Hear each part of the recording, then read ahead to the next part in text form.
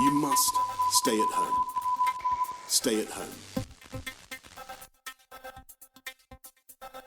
Hello and welcome to Lockdown, hosted by Steve Bomford with Mike Davis-Marks.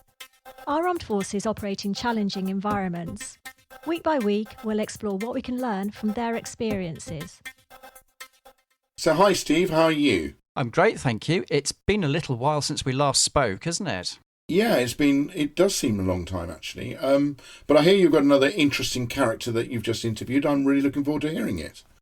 Yes, this is another friend of ours, a chap called Mark Perryman. He works for Defence Medical Welfare Service and was formerly in the RAF, which I think is probably going to give you some licence, perhaps. Yes, normally I don't talk about the RAF if I can possibly help it, but he seems like a good chap, so I'm prepared to make an exception in this case. That is very generous of you. Anyway, let's have a listen and hear what he has to say. Can you tell me a bit about your career in the RAF and what you did after you left? Sure. So I joined the RAF a long time ago in 1976, following my grandfather and my father into the service. I was a medic. I worked in medical centres, in a hospital, and then aeromedical evacuation. When I left the regulars, I joined the reserves. I had a great few years there. That time included doing an exchange with the German Air Force, going away on exercise to the United States. So I had a really good time. When I left, did a couple of jobs flying patients around the world for insurance companies for a while, and then I sort of settled down a bit. Joined the Defence Medical Welfare Service, which is known as DMWS, which has its origins back in World War II as part of the Joint Committee of St John and the Red Cross, and I've been with them ever since. 24 years now, so a long time. I worked as a welfare officer initially. I'm now commercial training manager. Gosh, that's quite a lot. I'm going to have to talk about this transporting people for insurance because I wasn't expecting that. What's that entail? So when you go on holiday and you buy your travel insurance policy, or you work for a business and you travel for business abroad, people get ill, they have accidents, and sometimes they need to be repatriated. So I worked for an organisation. We worked with insurers. So part of my job was organising flights. So that might include if we were doing needed a specialist aircraft, chartering aircraft, putting together a team, making sure they had all the equipment. Sometimes we'd fly them on commercial flights, and sometimes I would actually fly with the patient as a trained RAF flight medic. And I went to Australia a few times, New Zealand, Hawaii, Thailand, all over the world. Fantastic job. Saw lots and lots of airports though. Wow, you don't often realise what goes into making this world tick sometimes, do you? All the jobs that people do. Obviously, you were in the RAF for 26 years. Did you say? No, 24 years with DMWS. The RAF was about 17 years regular and reserve. 17 years. Would you say that your career in the RAF has affected your mental health? And if so, how? I think it did, but in a positive way. So, of course, there were ups and downs. And being a medic and being interested in pre-hospital care, got involved with all sorts of things from road traffic collisions, seeing people often in times of crisis or serious situations, and deaths too. So there were those ups and downs. In the end, service affected my mental health in a good way. So despite all the ups and downs and things I dealt with in life and in the professional life as a medic, I think it made me more resilient, better able to cope. So has that stood you in good stead in terms of your current role at DMWS? I think it has. I mean, so DMWS provides welfare support to people in clinical pathways, so in hospitals and now in the community as well. And again, a lot of that is dealing with people in moments of crisis. So it might be looking after the family of a serviceman who's very seriously ill or even who's died, somebody who's received a terminal diagnosis, or much more mundane things like people who've lost their phone charger seems to be quite a common one now. So am I right in thinking that the service that DMWS provides isn't necessarily for people that are suffering from issues that are service attributable? It's when they have to access NHS services, for example? Absolutely. It's any kind of clinical pathway. And we don't just work with the armed forces community now. So we work with serving personnel, veterans, families. But more recently, we've also worked with blue light services too. So we run a program working with Hampshire Police and a couple of other forces. On the training side, we do some training with one of the ambulance services, training their peer support champions. So it's a fairly wide offer. It's very flexible. It's dependent on what's needed, really. But it's a very collaborative organisation. So we don't do everything ourselves. We work with a lot of other charities, doing intelligence signposting and referrals. So do you think then that the blue light services have benefited from DMWS's kind of military experience and experience over the years more generally? Yeah, I mean, I think there are a lot of parallels. There's also a lot of veterans working in the blue light services too. So I think there's that, but it's sort of early days for that side of the service so far. Okay, so I suspect that might be watch this space in view of everything else that's going on. I think, certainly within the NHS, they've probably seen and had to deal with some things that are going to present some challenges, I imagine. Well, I mean, our welfare officers have been working throughout the pandemic period. So we know that a lot of charities and service charities, no exception, have been hit pretty hard by the COVID-19 pandemic in terms of loss of income and so forth. Some sadly have had to make redundancies. Those that rely on volunteers have suffered because some of those volunteers are older and had to isolate. But our welfare officers continued working, and where it wasn't possible for clinical reasons for them to go onto wards, in some hospitals they were working with NHS staff, providing support to them in support hubs. So we kept going all the way through and still are. Well, that's very good to hear. So your current role is to deal with mental health first aid training. Bit of a mouthful. Can you tell me what that actually is? I have done a course, so I do actually know, but for our listeners' benefit, what is mental health first aid training? Okay, so we call it MHFA. Basically, it's training that enables people to support someone who's in mental distress, whether they're suffering from a defined mental health condition or not, because you don't need a diagnosis to have poor mental health, and that's I think a really important point. So we're teaching people to spot the signs early, critically to have non-judgmental conversations about mental health. That's really important. To be able to reassure people and then to signpost them appropriately to get further help. But it's also about raising awareness, breaking down stigma and discrimination around mental health, because although I think that's not as bad as it used to be, I think there's still a way to go yet. So that there's a stigma, you think, still around mental health? Oh, very much so. And that's not confined to the armed forces, despite what some people seem to think. I think it's just that it's general.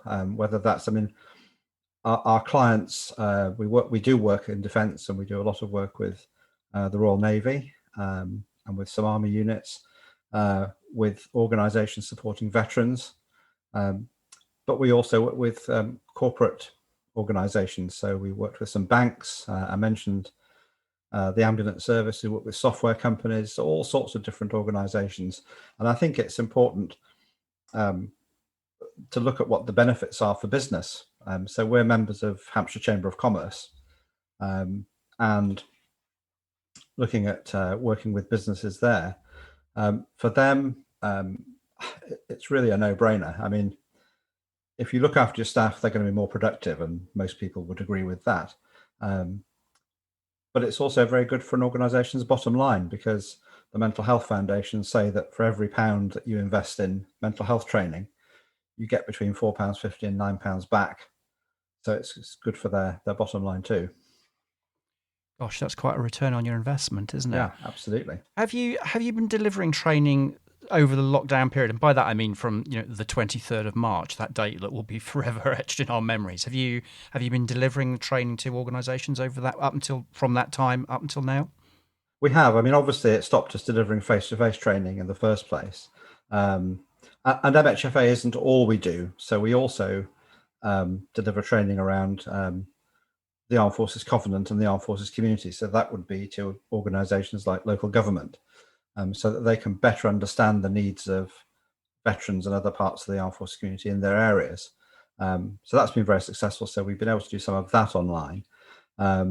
We also delivered online refresher training for our own welfare officers. And part of that was not just keeping skills up. It was also a chance to get on Zoom and everybody to see each other, because they work all across the country and in Northern Ireland, and we even have 2 in Cyprus. So that link was quite important too. But we've developed some bespoke training for some organisations, so we're able to deliver that and create some online stuff too. But we're back to face-to-face training now, which is fantastic. Starting out with the Army in a COVID secure setting, and also at our offices near Andover. You sound a little bit relieved to go back to face there, Mark. Well, I mean, I like doing it. I'm not the only one. We have instructors, but we very much like doing the face-to-face. Now, I think with mental health particularly, I mean, there is an online version of mental health first aid, and we have instructors delivering that. But I think given the subject, it's actually preferable to do it face-to-face, to be in the room with people.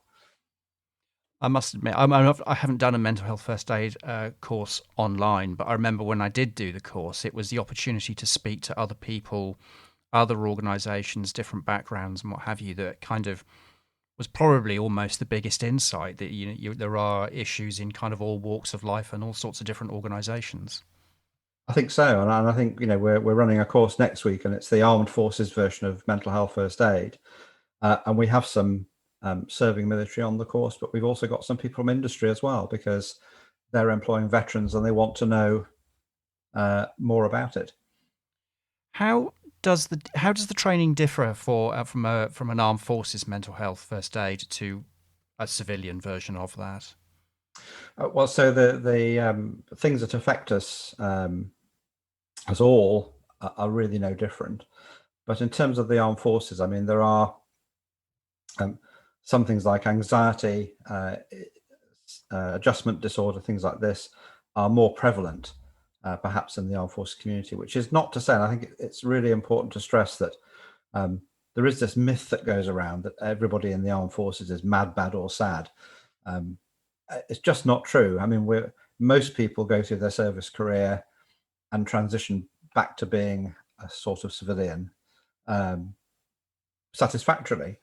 But for the percentage that do find it a struggle, it's important that we support them and look after them. And that's what the course is about. So we look at some specific service-related issues, such as barriers to seeking help, which might be things like worrying about effect on promotion, things like that.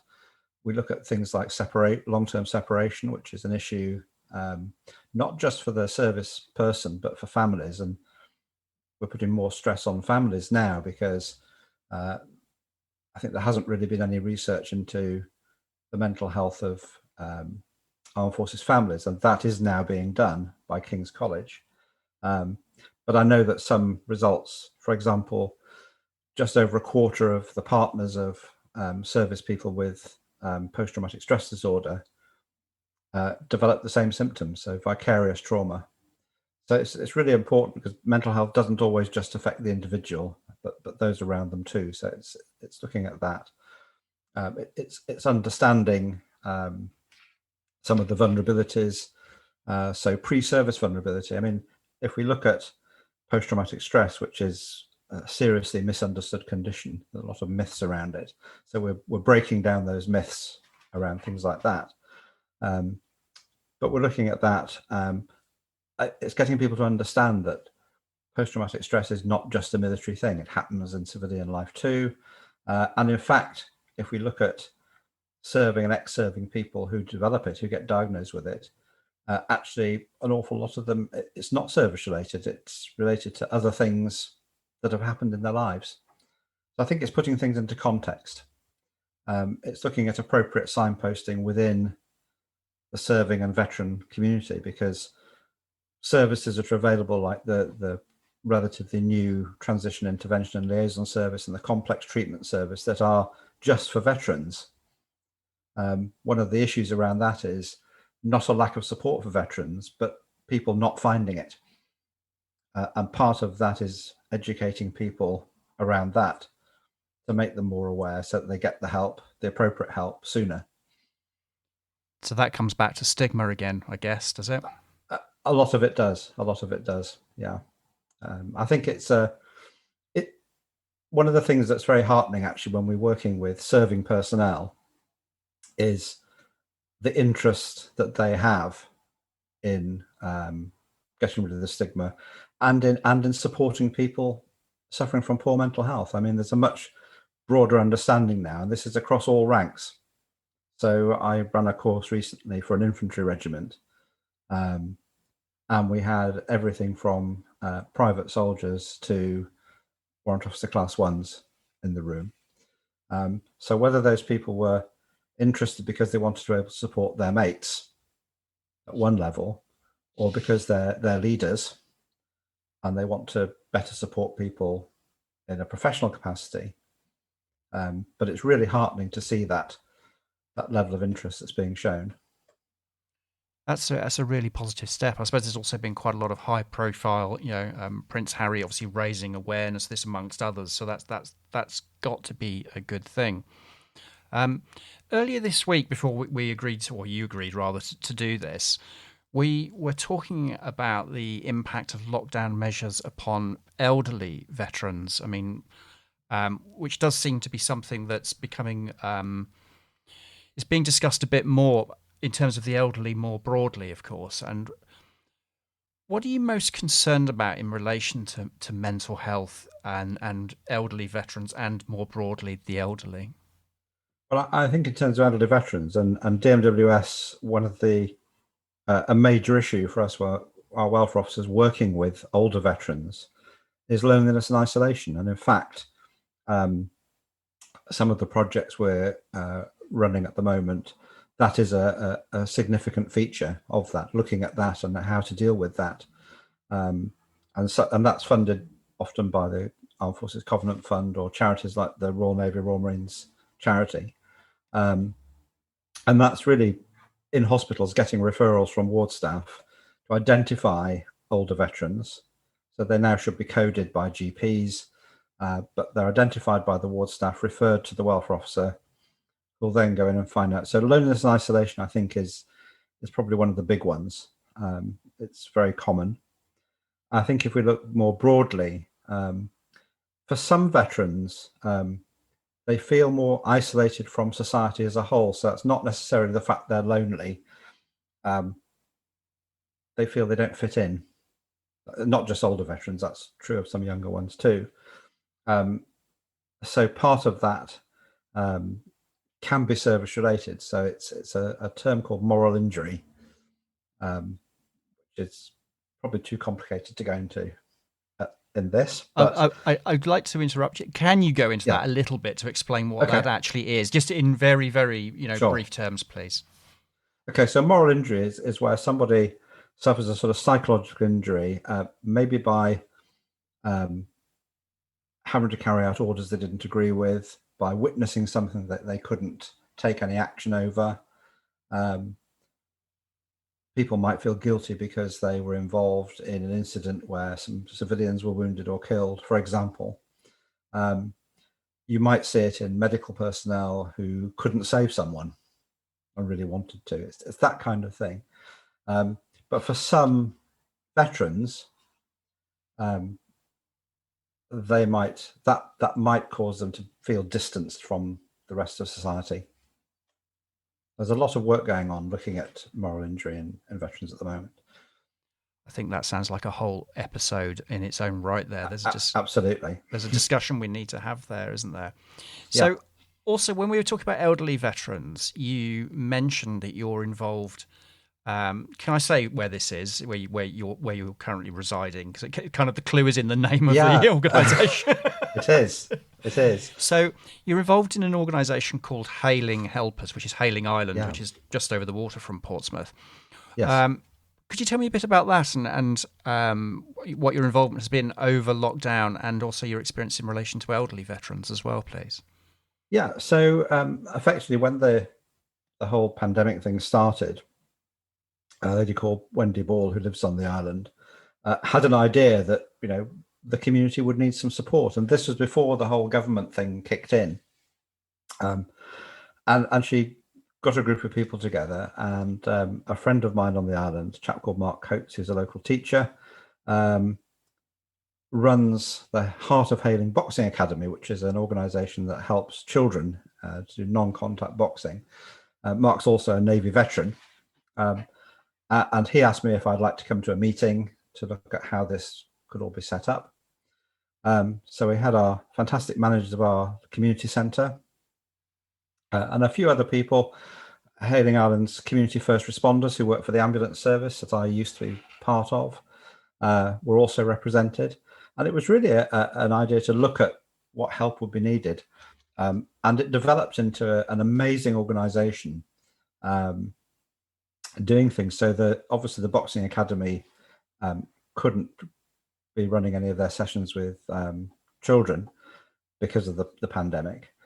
So the coaches, some of whom are firefighters, some are police officers, teachers, all sorts of other roles, they started delivering prescriptions through the local pharmacies to people who are having to isolate or who were otherwise vulnerable. And to give you an idea of the volume that was done, I think within the first few weeks they delivered 12,000 prescriptions. I mean, it was a huge number. It was a daily thing. But that was important, not just so that people got the medication they needed. It was also really important because with some of the older vulnerable residents, the person delivering the prescription, that might be the only human contact they have in that week. So obviously the prescription would have to be delivered socially distanced, so the helper would stand back from the doorstep. But it was an opportunity to ask how people were feeling. It's really important. And of course, if necessary, help could be got. One thing that happened was they were asked, have you got smoke detectors? If they didn't have a smoke detector, the firefighters would go and fit them. So all about human contact like that. They also set up in the community centre a shop. So some people were getting the government food parcels. If anybody's seen those, they tended to consist of some strange shaped pasta, some bags of rice, the world's biggest tin of marrow fat peas. There was obviously a job lot going somewhere, some beans and things, but there was no meat in it other than I think a tin of luncheon meat or something. So the little shop in the Hailing Island Community Centre, which was the hub for Hailing Helpers, had bacon, it had pork chops, you could buy mince, and people could phone. So for some of the older people who didn't have someone who could go shopping for them, it was a lifeline. They could ring up or they could give a helper a list and it would be delivered within about an hour, again by volunteer drivers. So fantastic thing. We also made sure that every single household on the island got a copy of our local monthly newspaper. And they printed articles about the pandemic and how to get help. I wrote a few lines about mental health during that time. We also ran a thing called Chatterbox. So this was where people who were feeling lonely or isolated could phone a central number, and then we had some volunteers who would give them a ring and just have a chat with them. So it was providing that sort of human contact, which I think is so important at a time like this, particularly for the older and vulnerable people, because a lot of them were confused. A lot of them didn't have access to things online. I think we take for granted the fact that, well, we just order something online. But for some people who can't deal with the technology, that's a real issue, that reliance on that. So I think that was the way that hailing helper sort of evolved, and it still exists. So although obviously prescription deliveries and things have gone back to normal now, it's still set up, it's still available. So should we, and I hope we don't have a second lockdown, but if we do, then it will come back into being and be able to take action again. And of course, we linked in with local government because we had the leader of the council lives on hailing and was part of the steering group.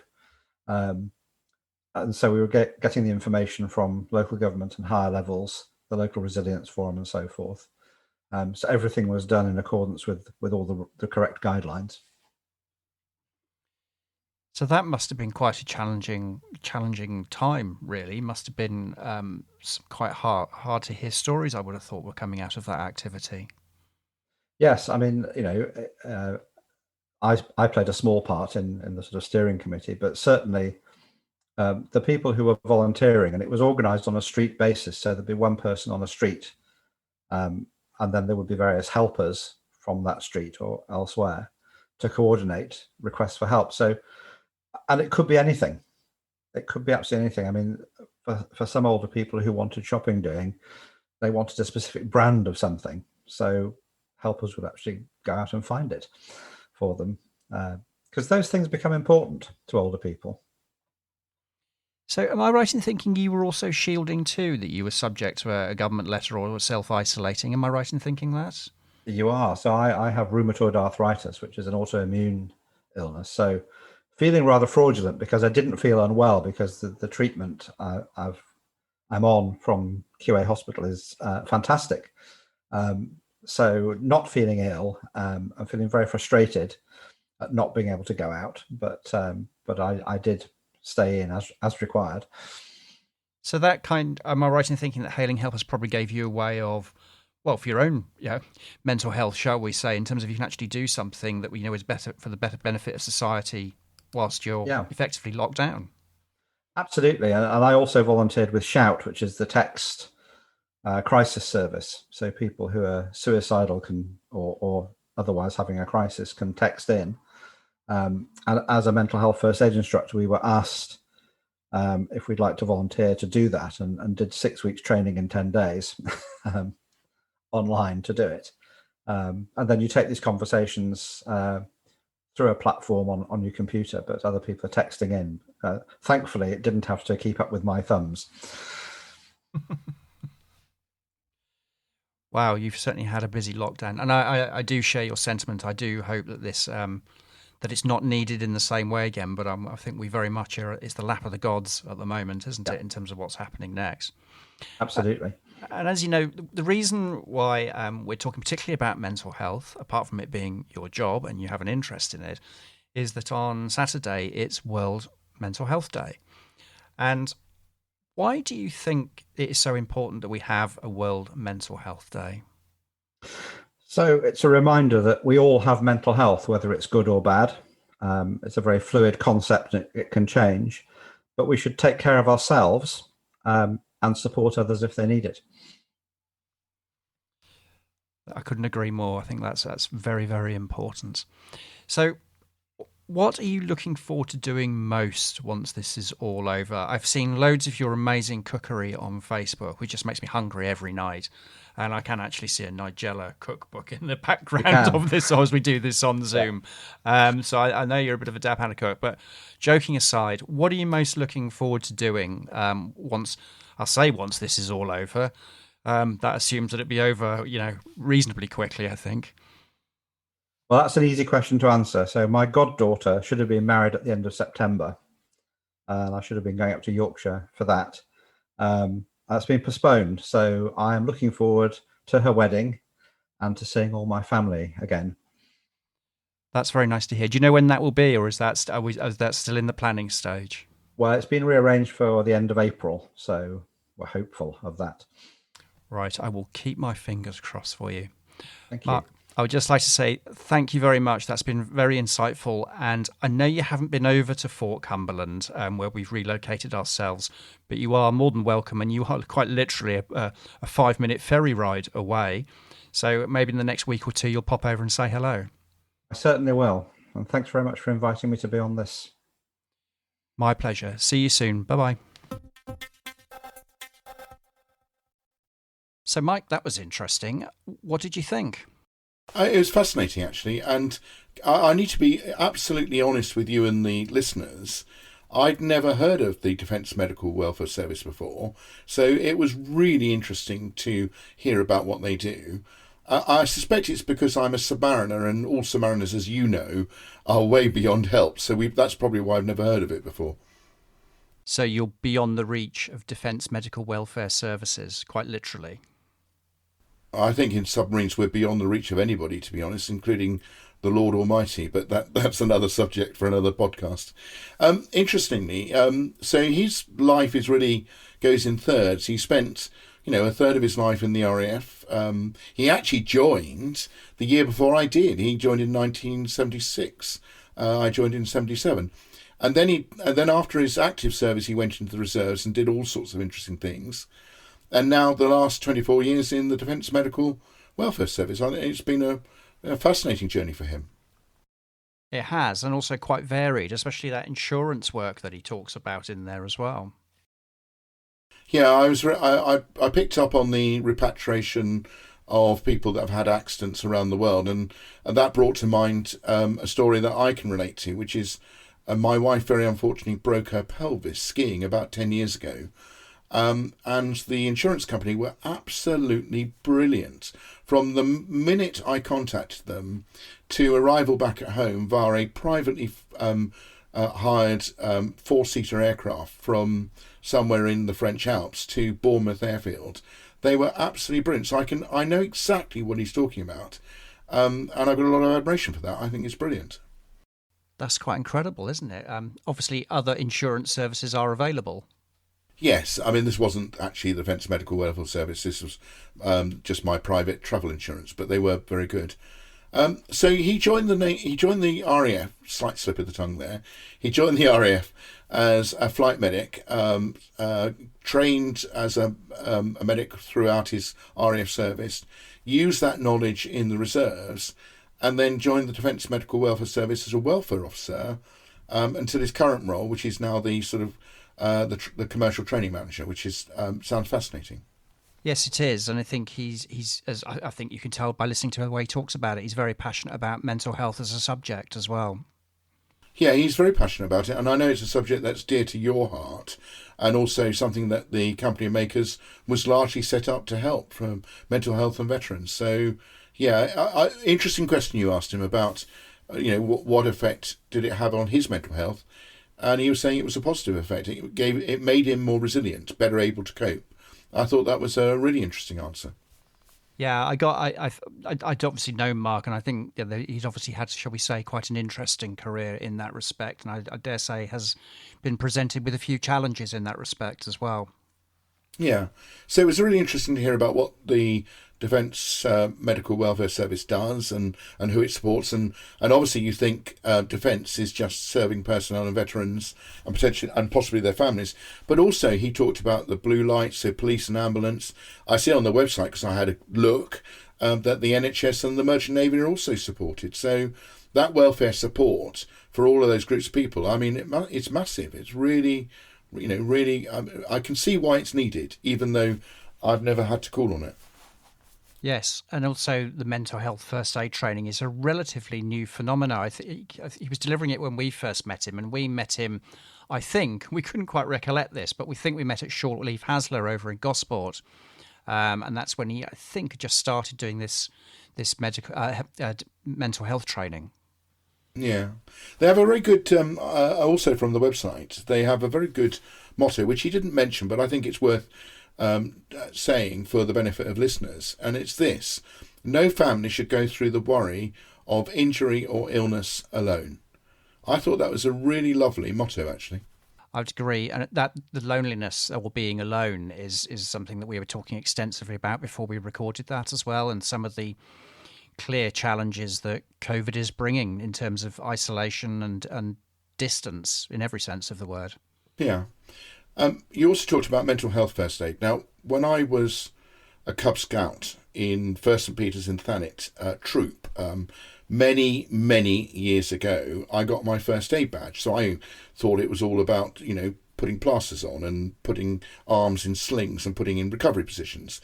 But obviously mental health first aid is something completely different, but equally as important. And probably more so because actually mental health is one of those issues that people don't really understand. So being trained in it and knowing what to spot and then being able to offer advice and reassurance is probably really important.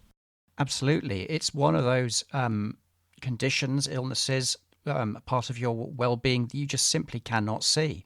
So you have to rely on being able to spot certain behaviours, and that requires a degree of expertise, of course.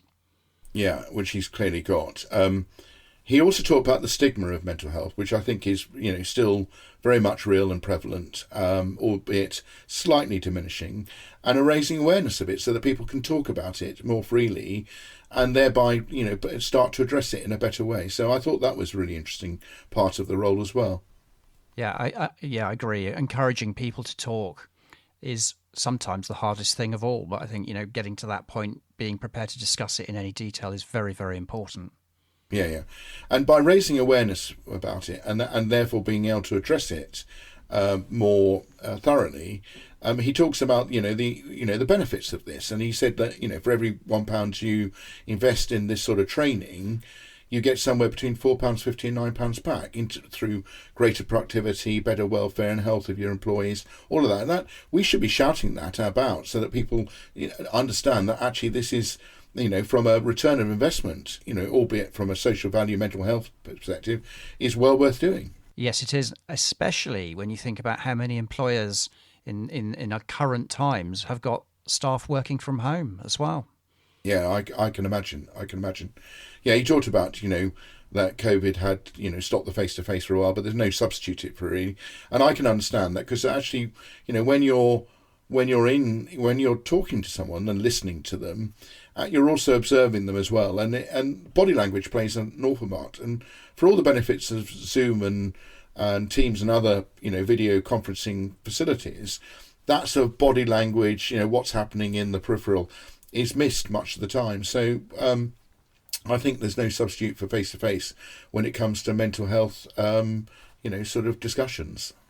Yeah, I think there's a balance there, isn't there? Because certainly I've been involved in meetings and calls with, electronically via Zoom, Teams, where I haven't met the person prior to the call. And I'm pretty sure if I walked past them in the street, I would not recognise them, which feels a bit odd, if I'm honest. Yeah, I think you're probably right. He came up with another expression which I had heard of before but had forgotten. He said that vets are often perceived as either mad, bad or sad. And I was trying to work out which of those three or any combination of them that I was. And I've just decided not to tell you. But you've probably already worked out anyway. Well, yes, I got 3 tick boxes ticked, haven't I? Well, I don't know about the sad bit. I'd probably concur with mad and bad. I'm not sure about sad. Well, you might feel sad after your yoga class tonight. Oh, don't tell the viewers about my yoga class. But anyway, 2 ex-Navy vets going to experience yoga for the first time. We'll tell you how it goes at the next podcast, if we're able to make it to the microphone, that is. I'm looking forward to hearing about this. But anyway, let's not digress and let's stay on message. Well, there's 2 things he finished up with, which was this amazing initiative in Hayling Island, the island next to us, to the east, called Hayling Helpers, and how it grew out of just a desire for people to sort of help. And he said they delivered 12,000 prescriptions in the first few weeks. But it's not just the delivery of the prescriptions, it's the human contact, it's fixing things like missing smoke detectors, and it's now delivering a monthly newspaper. Fantastic. They've also got a facility called Chatterbox, which I think you should join. Well, I'm probably overqualified, so maybe not. And you asked a question of him, which you do of all your interviews, which is a really good one, which is, what are you looking forward most to when you come out of this? And he, like many of the other interviewees, said that actually they had to postpone his goddaughter's wedding, now penciled in for the end of April, and that's what he was most looking forward to, and also meeting all the wider friends and family that you hadn't seen for over 6 months. So a very common theme, I thought. Yes, it is a very common theme, but obviously it's 6 months, more than 6 months since lockdown, and it's still a common theme, isn't it? Where the matters, arranging weddings and seeing family still hasn't been solved as yet for a lot of people. No. Well, let's hope we get through this as quickly as we can so people can meet their loved ones again. Absolutely. So just want to say thank you for that, Mike. We won't be leaving it quite so long for the next one because we've already recorded the next podcast. So we'll be reconvening next week, hopefully. Can't wait. Thanks for listening. If you'd like to hear more, why not subscribe to the Lockdown podcast? To get in touch with Company of Makers, email us at lockdown@companyofmakers.com.